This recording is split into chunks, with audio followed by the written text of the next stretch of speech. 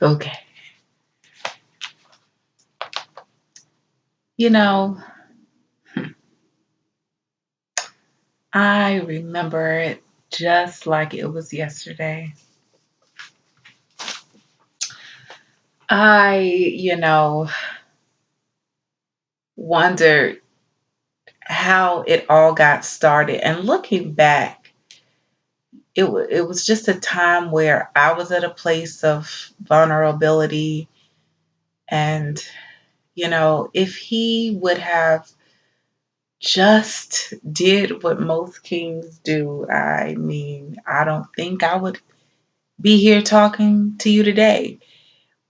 Instead, he had to stay back. He had to take a break. And in doing so, this just messed me up, you know, but it messed me up in a good way. And I'll explain. See, David, he had such great favor with God, and he just had great favor with man in itself. Uh, and I just think that at some point, that flesh just rose up in him because of all of the favor and the cloud and all of the wars he'd won, and him being chosen and appointed and anointed by God to be king. And, even when he was in Judah, I mean, he had women, he had wives, he had about four. But then he comes to Jerusalem, and, I'd always heard about him, although I was in love with my Uriah. I mean, we were friends from childhood, and his family was military. He was military. My family was military. So, we just had that bond. I mean, we just hung out often.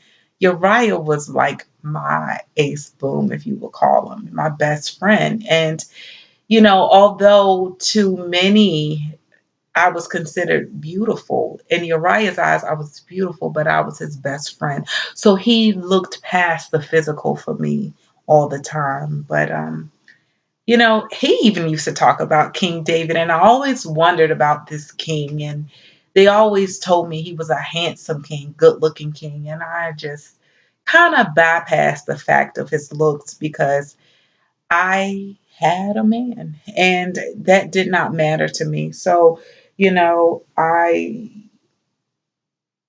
still to this day wonder what would have happened if, anyway, I remember that day.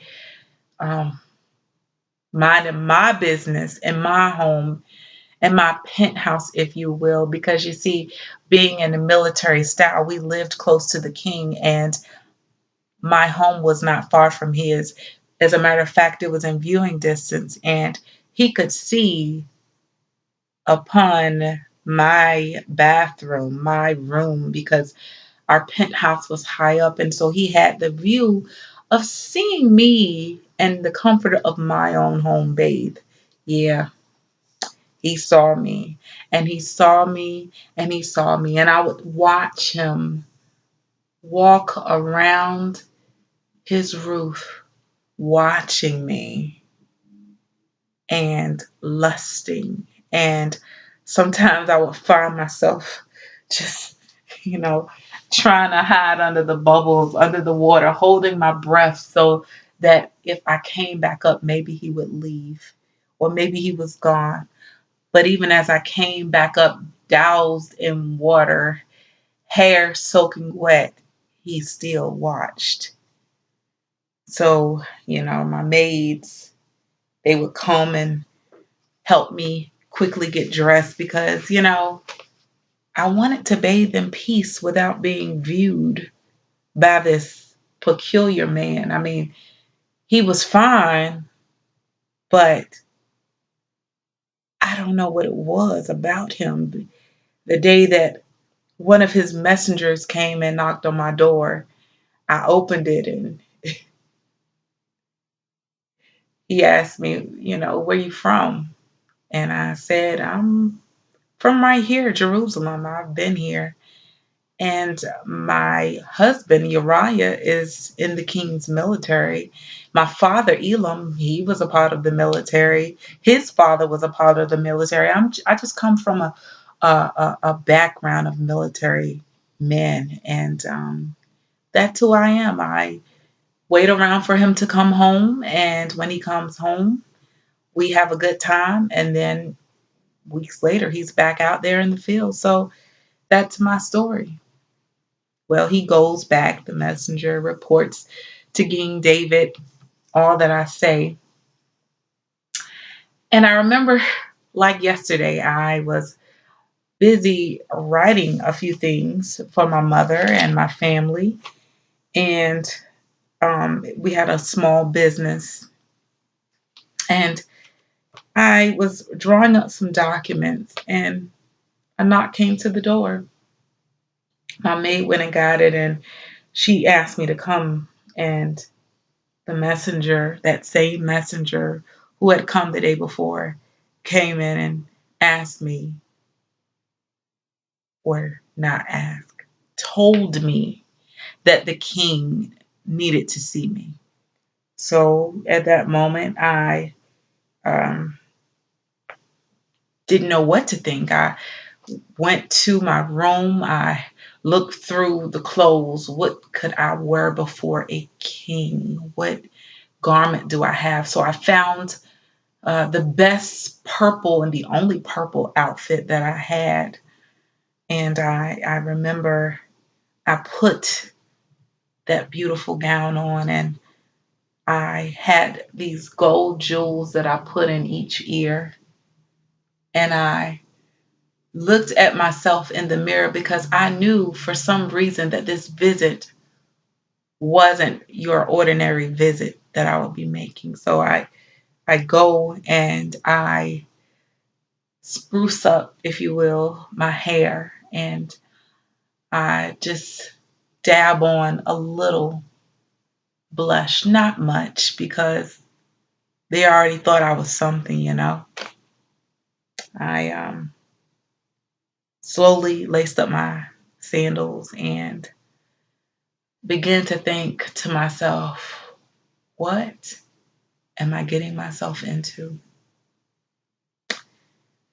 And as I turned the doorknob of my own home, I glanced back at a picture of my husband, Uriah, and myself,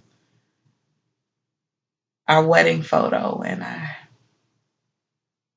shake my head because I know that something is about to go down and it's not loyal to him at all.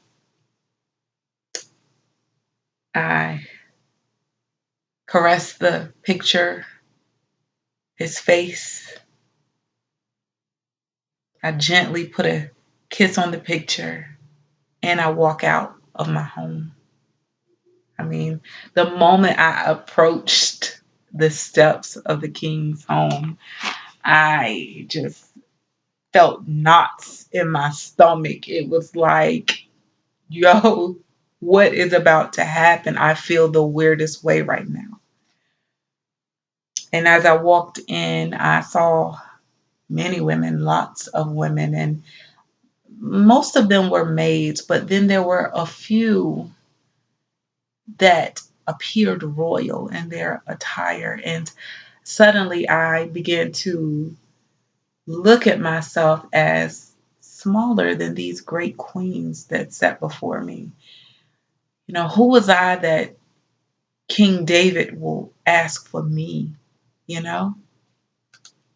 And so I look at them and they give me stern looks and they have such an attitude. They look away, but yet the messenger say, no, continue to follow me. Don't look at them.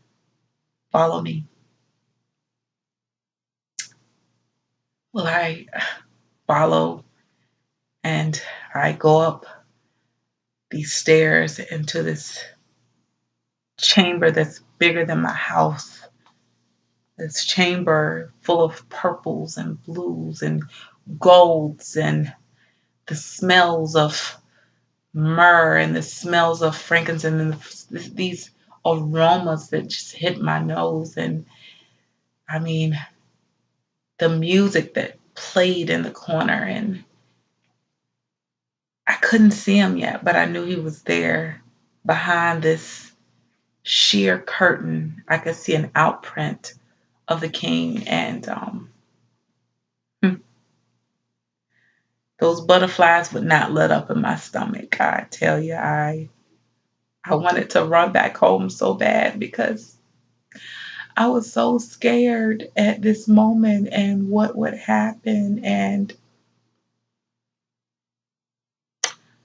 I had a king that wanted me in his presence, but I had a husband who trusted me. So I walk a little closer to where the curtain is, and King David said, I hear your name is Bathsheba. And I laughed because I said, yeah, you caught me in my bath, huh? And he laughed, and he came out. And when he came from behind that curtain, wow, this man that stood before me was like incredible. Like, most people would have thought that he was some form of a god, but he was a king, and he just was spectacular and very handsome, and um, just he had that look about him. I can't even explain it. It was just like he was this soldier, this warrior, but at the same time, his eyes, when you looked at his eyes, you just wanted to melt. He had such charm, and you know at the same time, his looks could kill. It was just weird looking at him. uh you know what, he inched towards me and I backed up because I was like, this cannot go down. Like, I love Uriah. Why would I even be standing in this man's presence? But he's the king. Was I supposed to tell him no? Was I supposed to send back word? No, we both know that that was not going to happen. So, shaking like a leaf, trembling from head to toe, he inched some more and he caressed my cheek. And that touch just sent me ablaze for that moment. And I almost ran out of that room, but I stood frozen under these mesmerizing eyes. And he said, don't be afraid. You're with the king. Why would you be afraid? And so it happened. And before I left the arms of King David, he assured me that everything would be okay. I will admit, it was nice. The entire evening with the king, from the food and the wine to those passionate moments that we shared, it was nice. The next morning, I gathered my things and I went back home. In the moment my toe went through my front door, guilt struck me like lightning because I had just been intimate with a king, and Uriah, my husband, my best friend, was out at war defending his country, defending his wife, defending what belonged to him. I went back in my room, took off all of those garments, had my maids to gather up a bath again for me. And when she said it's ready, I got into the tub. And this time I tried to scrub away the guilt of the pleasure I felt being with King David.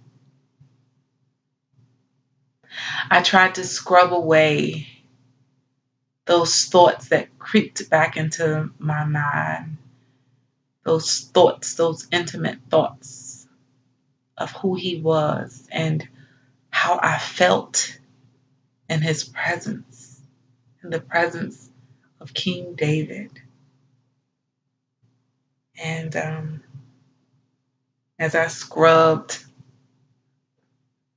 my face and I thought about those touches, I had to quickly get out of the tub. I couldn't take it no more, y'all. I just jumped out that tub and I went in my room and I wrote in my journal. I kept a journal and I began to journal the events of the night before. And then I put a seal on it. And I took that envelope and I tucked it into a box.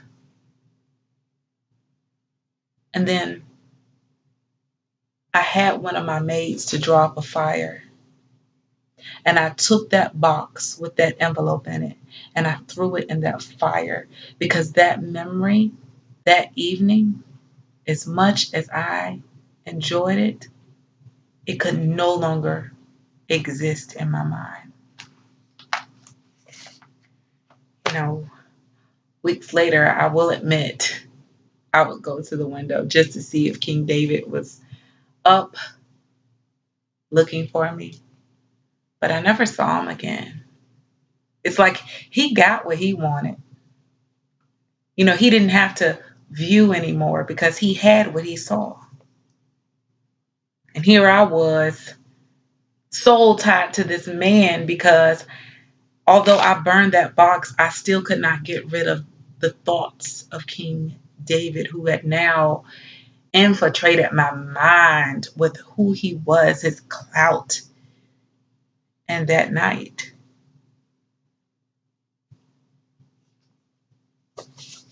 I tried to write Uriah, and I'm not sure if he got my letters. But as me and my family were doing some of my business things, I felt ill one day. And I thought back to that moment that I was with David. And I remember clearly that my menstrual cycle had just cleared. Had just cleared.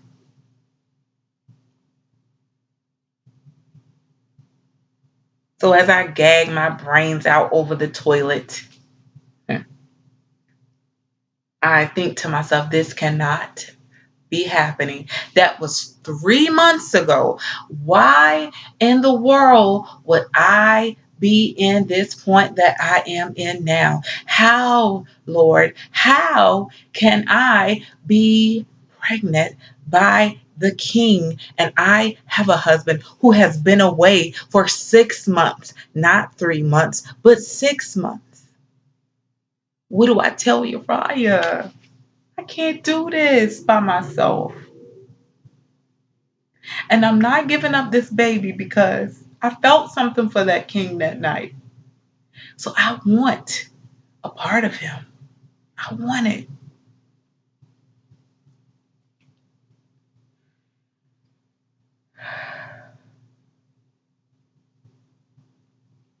I sent for one of his messengers and he came. And I told him that I was pregnant, and he said, "Okay, I'll be back." And King David found out, and his first instinct is, "I have to muster up a plan." He doesn't come check on me. He doesn't ask how I am. He musters up a plan to get my husband to come sleep with me so that he would think that this child that's been in me for about 3 months would be his. I mean, Uriah is smart. He would know that it wouldn't add up. But what does King David do? He sends for my husband. And, me excited. Yay, Uriah is coming home. Let me go prepare some lamb stew because I know he loved his lamb. Let me go make his lamb real quick. Let me freshen up the house. Let me get myself together. I'm thinking all of these awesome thoughts like I'm about to see my boo. But guess what he do? He stays around the king's palace. He don't even come home. He's loyal and he has always been, which made the guilt of what I did just overtake me. He was loyal. That man, Uriah, was the most loyal man I have ever known. And for him to know that the ark was in a tent, for him to know that the king was there, for him to know that people needed to be protected, he preferred to do that over come home to his best friend, his wife. You see, that's one of the reasons why I did not mind sleeping with King David that night. Because as much as I loved Uriah, I still want first. Mm-mm. I still want first. So he didn't come home, and that made David furious. David was like, "Son, yo, I'm going to need you to go home to your wife." And he's like, "King, I have you and everyone else to protect." So David is like, "Okay, what can I do? What can I do?" So he invite Uriah up. They get drunk together. He's thinking, "Okay, yo, we both had too much. Go on home. Get you some rest. Get with your bae. Get with your girl. Have a good time before you gotta go back out." Yeah, I was ready. I wanted him to come home. But what did he do? He slept outside of the king's palace.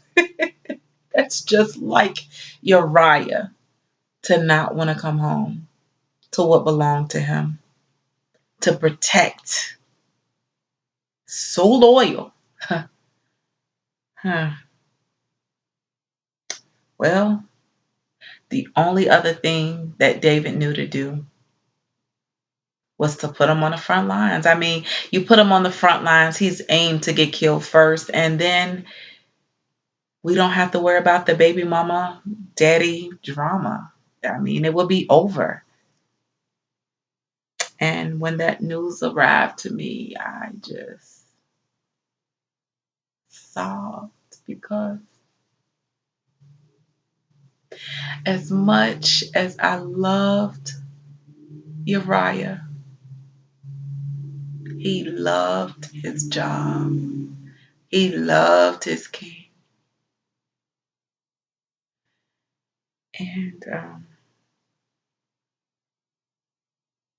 I wept for a couple days because I didn't have my best friend no more. It hurts that I couldn't be in his company and I couldn't share my thoughts with him, or I couldn't have his child. Well, not long after that, King David, he had people to come and help me move my things. And I walked into the palace that night, and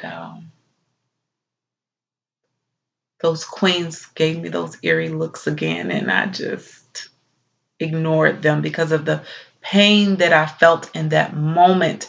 My husband was gone. They had no idea. I went into King David's room that night, and those eyes again mesmerized me, and he put his arms around me and he held me close. And I buried my face in his chest and I wept. I wept. Uriah was gone, and he told me and he whispered in my ear, "You're going to be okay. I got you. You're my wife. You're my lover. And you're going to be fine. The baby is going to be fine." Well, that's what I thought. I thought I was secured now. We were a family. I could have my baby. I could have my king. I could be a part of this heirloom of people that would just pretty much make a name for themselves. And here I am struggling, struggling during labor because I hear that Prophet Nathan came. And when he talked to my husband, when he talked to David, he came with judgment because of what he did to my husband. And because of this, I had to not only lose my husband, not only lose my father and his father to the war, but I had to lose a baby that I carried for 9 months, 7 days after I had him. What world was I living in? Who was this king? What relationship did he have with this God that he took my baby, my child? Of course, I was wrong that night for sleeping with the king, but God forgave him. So I wept and I said, God,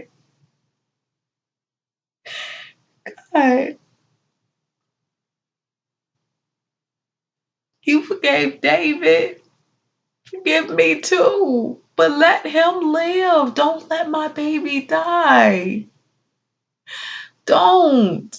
Why would why would you let an innocent baby? He had nothing to do with it. Why would you let him die? Why? Why did he have to suffer? All he wanted to do was come into the world, live. And you let my baby die.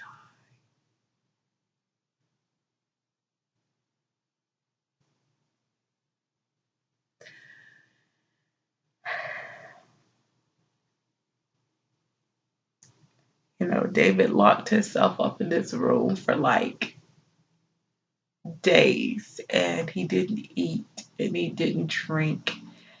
He didn't talk to nobody. He just prayed and he worshiped because he knew that this king, this God he served, this true and living God, really loved him. And David loved him too. And it was his form of giving back to God what he had took from me.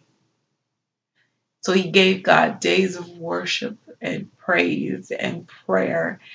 And he was hoping that in those moments that God would take back the judgment and that his son would not die. But he died. He died. My baby, he was so cute. My baby had eyes just like his dad. He had my little lips. And he died. I held him when he took his last breath.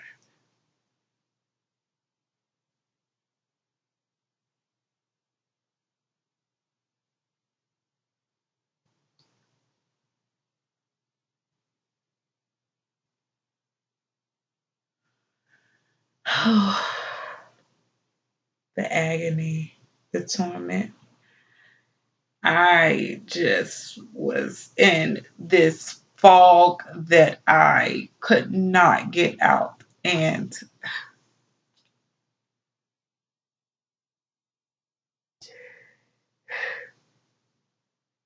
I wept in my room for days.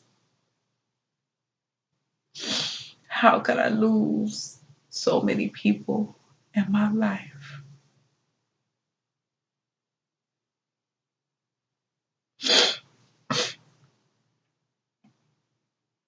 While in my room, my chambers, a few days later, a few weeks later, a knock comes to my door, and in walks King David, and he has this glow on his face, and I can't figure out why he's glowing. Like, why is he happy? And we just lost our baby a few weeks ago. And he comes and he sits beside me on the bed, and I move over. I don't even want him to look at me, not with those eyes. But he grabs my hand and he lightly caresses it and says, Bathsheba, let's start over. Let's do it right.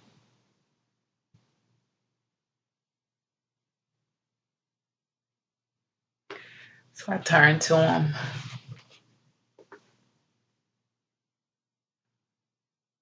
and I look at him and I'm just amazed that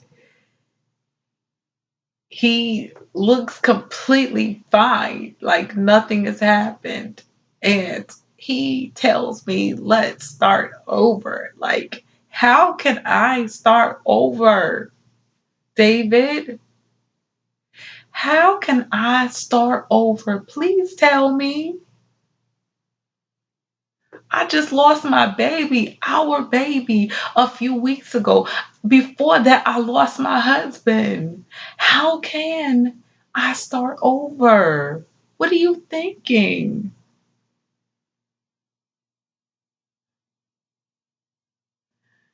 And then he shedded a tear, and it did something to my heart. To see him cry just took like a load off my back, because it showed that in that moment he really did care. And it was beyond seduction, it was beyond passion. He genuinely cared in that moment.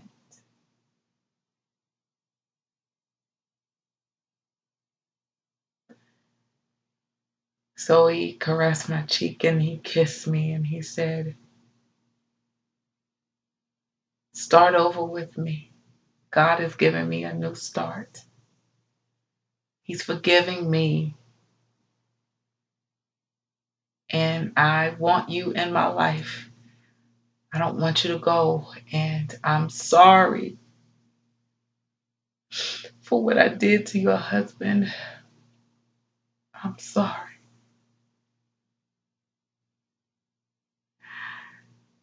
And so I buried my face in his neck and I wept. And he told me, we're going to have another baby. And this time, because of our loss, he's going to be something great. So I put my arm around him and we held each other.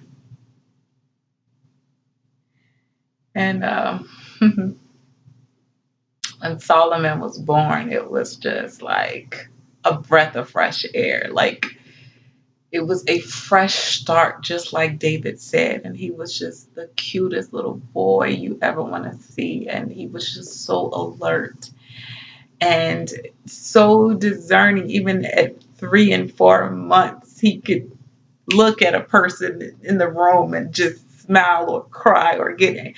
He had emotions that young, he could tell a person's spirit the moment they walked in. He was just so full of wisdom, this little baby. It's like he was born with it. And I just looked in his little eyes and I knew he was going to be something great. And he was. He was king, took his dad's place. And we had other children together. But, Solomon was special because he was birthed out of a new start for me and David. And that's where I am. I am a part of this great lineage, and we know that through this line of great kings came the greatest king of all times, Jesus Christ. And so I just come before you today to let you know, from Bathsheba to you, that God loves you and he is a great king that is in love with a great people, a great nation, a royal priesthood, a chosen generation. Be blessed.